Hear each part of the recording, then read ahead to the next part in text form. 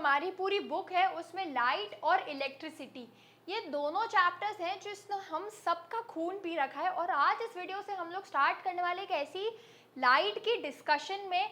इसके चैप्टर के आपको 3 वीडियोस अलग से मिल जाएंगे। एक में आपको मिलेगी सिर्फ थ्योरी जो आज हम करेंगे, एक में आपको मिलेगा न्यूमेरिकल्स का पार्ट एंड एक में आपको मिलेगा डायग्राम्स का पार्ट। स्कूल में तो हम 120 की स्पीड से हमारी टीचर्स चल के सब कंप्लीट करवा के ख़त्म करके बैठा देती है कि अब रिवाइज करो। बट आज हम लोग आपके पेज से चलेंगे एंड हम ऐसा कंसिडर करके भी चलेंगे कि आपने 8th में जो लाइट एंड रिफ्रैक्शन का चैप्टर है वो पढ़ा ही नहीं है। तो हम लोग 0 से स्टार्ट करेंगे ताकि आपको ये कॉन्सेप्ट एकदम फिट इन रहे एंड आप बहुत अच्छे से स्कोर कर पाओ। तो मैं आपका ज़्यादा टाइम नहीं लूँगी एंड आपको जल्दी से लाइट के रिफ्लेक्शन से ये वीडियो स्टार्ट करूँगी। तो सबसे पहले अगर हम लाइट की बात करें तो लाइट कुछ भी चीज़ होती है जिसकी वजह से, मतलब एनीथिंग जिसकी वजह से हमें हमारी आसपास की चीज़ें विजिबल होती है। अब लाइट के इस पूरे चैप्टर में आपके पास 2 पार्ट्स होंगे, एक होगा आपका रिफ्लेक्शन का पार्ट एंड एक होगा आपके रिफ्रैक्शन का पार्ट। तो अभी हम लोग इस वीडियो को भी 2 पार्ट्स में ब्रेक करते हैं एंड सबसे पहले हम स्टार्ट करेंगे इसके रिफ्लेक्शन के पार्ट से।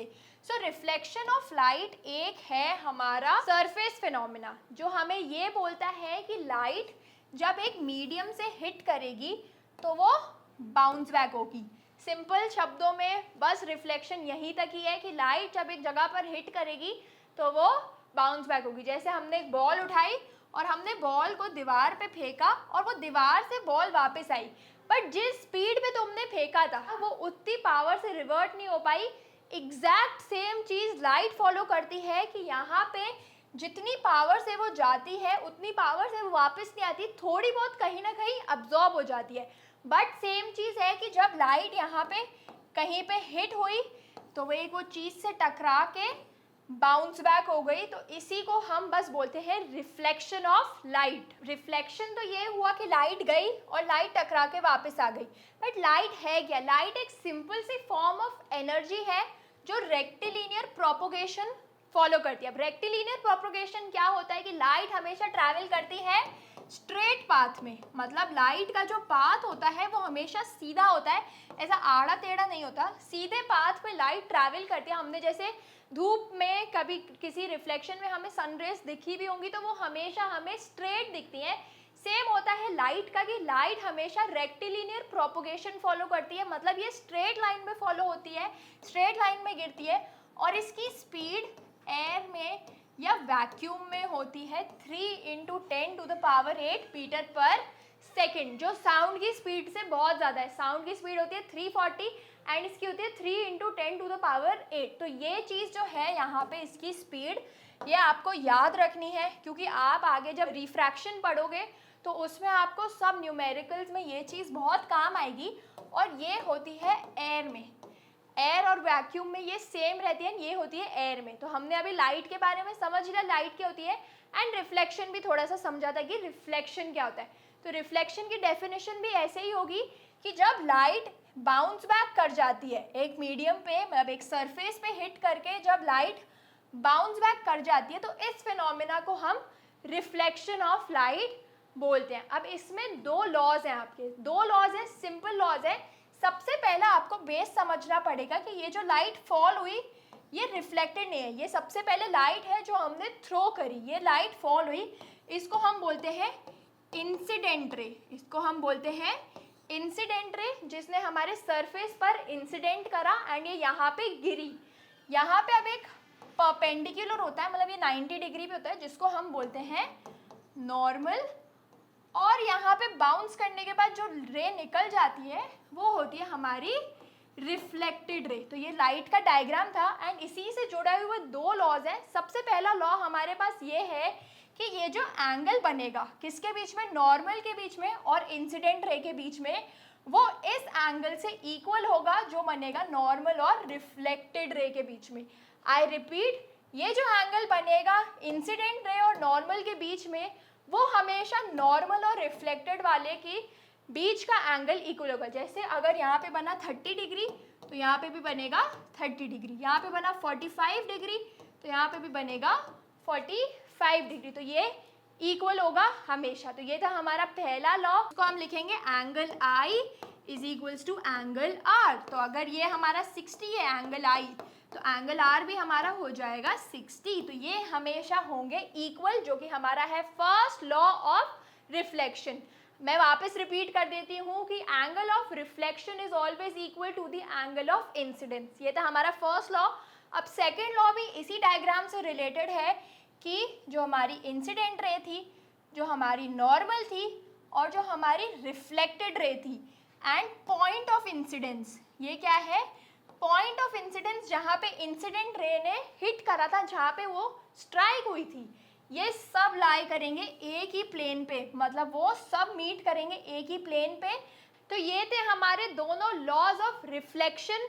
एक बार हम वापस से रिवाइज करेंगे कि क्या थे दोनों। सबसे पहला हमारे पास लॉ था angle i is equals to angle r, और दूसरा था इंसिडेंट रे हो गई, नॉर्मल हो गया हमारा, और हमारी हो गई इसके साथ साथ रिफ्लेक्टेड रे।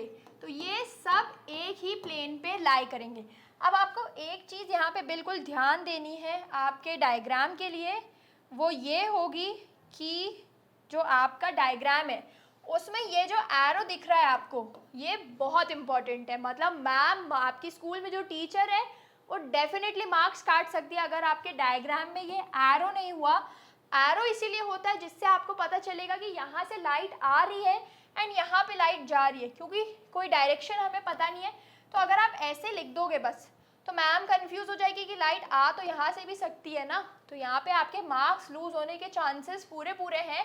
तो तभी एरोज अब आपको रेज में बनाना बहुत ज़्यादा इम्पॉर्टेंट रहेगा। अभी तक हमने रिफ्लेक्शन पूरा कंप्लीट कर लिया, थ्योरी हमने अच्छे से समझ ली। अब हमारे पास एक इम्पॉर्टेंट टॉपिक है जिसका डिफरेंस आपको अक्सर आता ही है 2 to 3 मार्क्स के लिए। तो हमारे पास है हम कि रियल और वर्चुअल इमेज के बीच में क्या डिफरेंस होते हैं। तो इमेज बनती है हमारे दो टाइप की, एक होती है रियल इमेज और एक होती है वर्चुअल इमेज। तो रियल इमेज और वर्चुअल इमेज का सबसे पहला जो डिस्टिंक्शन होता है, मतलब सबसे पहला जो डिफरेंशिएशन का पॉइंट होता है, वो यही होता है कि इसमें जो लाइट रेज होती है ना, वो एक्चुअली मीट करती हैं। एक्चुअली मीट करती हैं मतलब हमें उन्हें ड्रॉबैक करने की ज़रूरत नहीं पड़ती है, वो सही में भी जाके मिलती हैं।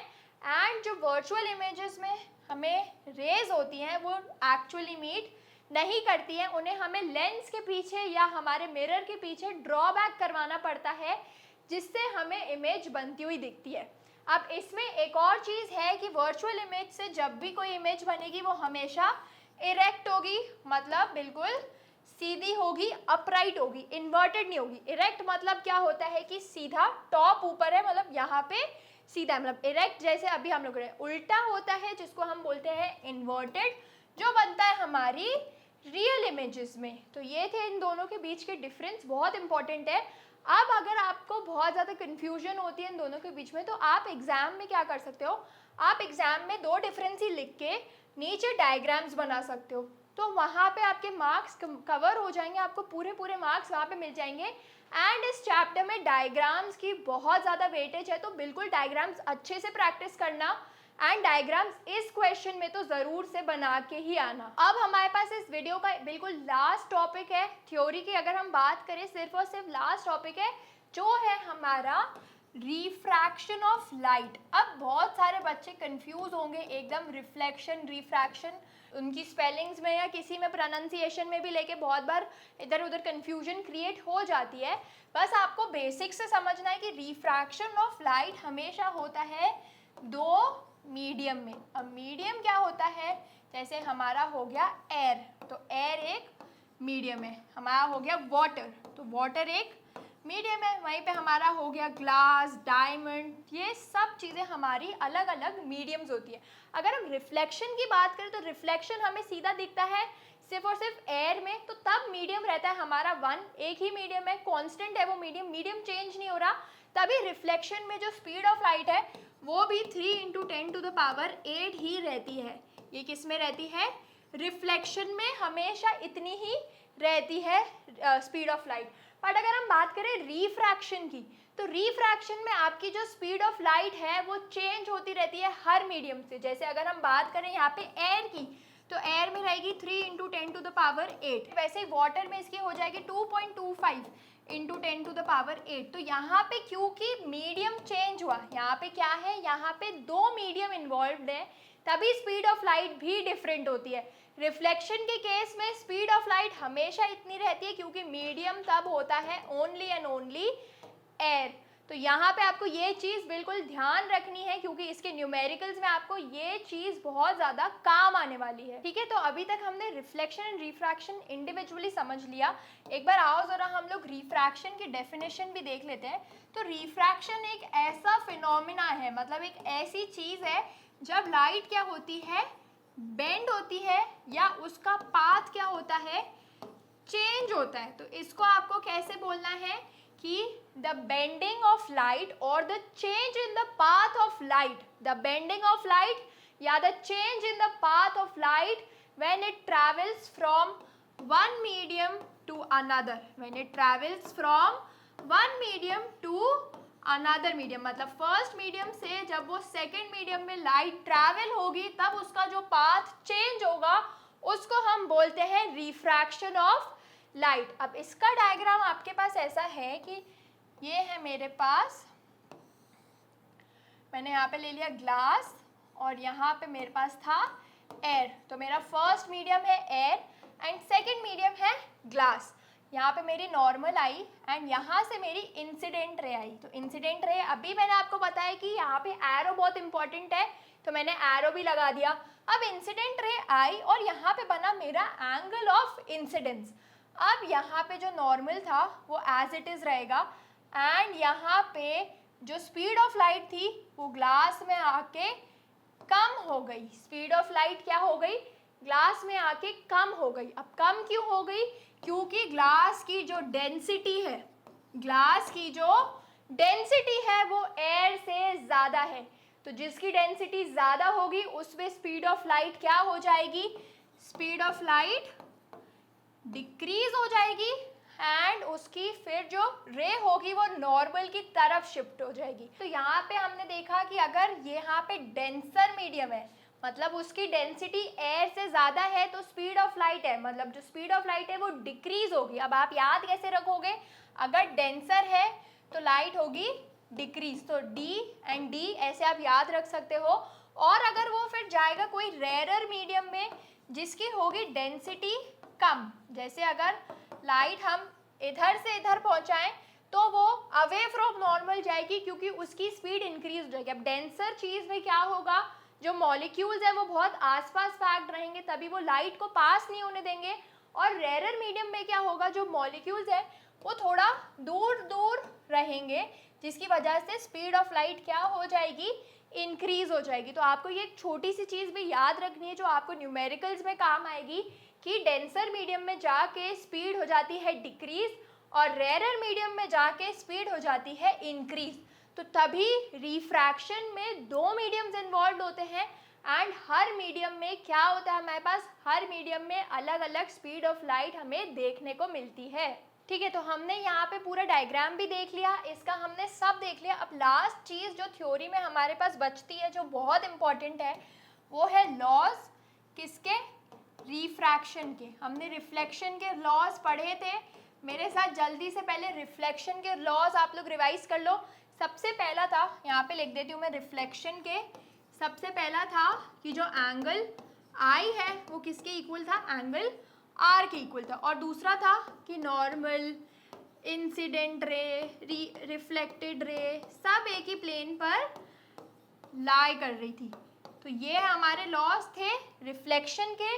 अब हम लोग पढ़ रहे हैं रिफ्रैक्शन के। तो रिफ्रैक्शन का फर्स्ट लॉ सेम है जो था यहाँ पे कि नॉर्मल, इंसिडेंट रे और यहाँ पे अब रिफ्लेक्शन था, यहाँ पे हो जाएगा रिफ्रैक्शन, क्योंकि हमने इसमें क्या देखा कि इसमें रिफ्रैक्शन हो रहा है। तो ये तीनों चीज़ें भी एक ही प्लेन पर लाई करेंगी, एक ही प्लेन से यहाँ पे ये फिनोमिना अकर होगा। अब जो दूसरा लॉ है ये बहुत इंपॉर्टेंट है, अच्छे से सुनना, कान खोल के सुनना, ये लॉ बहुत ज़्यादा इंपॉर्टेंट है। ये लॉ ऐसा बोलता है कि साइन ऑफ एंगल आई, मतलब जो एंगल आई है हमारा, जो एंगल ऑफ इंसिडेंस है उसका sine upon sine of angle r, जो हमारा इंसिडेंस रे थी उसका साइन, जैसे अगर एंगल था 30 तो इसका साइन 30, एंड जो हमारी रिफ्रैक्टेड रे थी, रिफ्लेक्टेड नहीं, जो हमारी रिफ्रैक्टेड रे थी उसका साइन हमेशा कांस्टेंट रहेगा, जिसको हम बोलते हैं म्यू या रिफ्रैक्टिव इंडेक्स। और ये इस pair of media, pair of media मतलब क्या कि अगर एयर वाटर है, एयर ग्लास है, जो भी पेयर ऑफ मीडिया है वो हमेशा कांस्टेंट रहेगा, जिसकी वजह से स्पीड ऑफ लाइट भी हर मीडियम में डिसाइडेड रहती है। तो हमने क्या पढ़ा कि sine of angle of incidence upon sine of angle of refraction is always constant for a given pair of media, is always constant for a given pair of media. इसको हम स्नेल्स लॉ भी बोलते हैं, and इस पे definitely question आपका आता ही आता है। तो ये दोनों लॉज आपको बिल्कुल मुंह ज़बानी याद होने चाहिए, क्योंकि यहाँ पे आपके मार्क्स बहुत इजीली अटकेंगे एंड बहुत स्कोरिंग बना देगा आपके इस चैप्टर को। तो इसी के साथ हमारा ये वीडियो भी कंप्लीट हुआ, मतलब हमारे इस चैप्टर की थ्योरी कंप्लीट हुई, और इसके बाकी पार्ट्स आपको मिल जाएंगे। इस सीरीज के बाकी चैप्टर्स की समरी आपको मिल जाएगी, प्लेलिस्ट की लिंक आपको मिल जाएगी डिस्क्रिप्शन बॉक्स में, और इसके पूरे नोट्स की पीडीएफ एज यूजुअल आपको मिल जाएगी डिस्क्रिप्शन बॉक्स में। अब आपको मेरे लिए एक सिंपल सा काम करना है, आपको हमारे चैनल को सब्सक्राइब करना है एंड बेल नोटिफिकेशन दबाना है, ताकि अगर हम कोई वीडियो अपलोड करें तो आपका बिल्कुल भी लॉस नहीं हो, आपको इमीडिएटली वीडियो मिल जाए एंड आप पढ़ाई में बहुत अच्छा रिजल्ट स्कोर करके बहुत आगे जा पाए लाइफ में। So stay tuned and happy learning.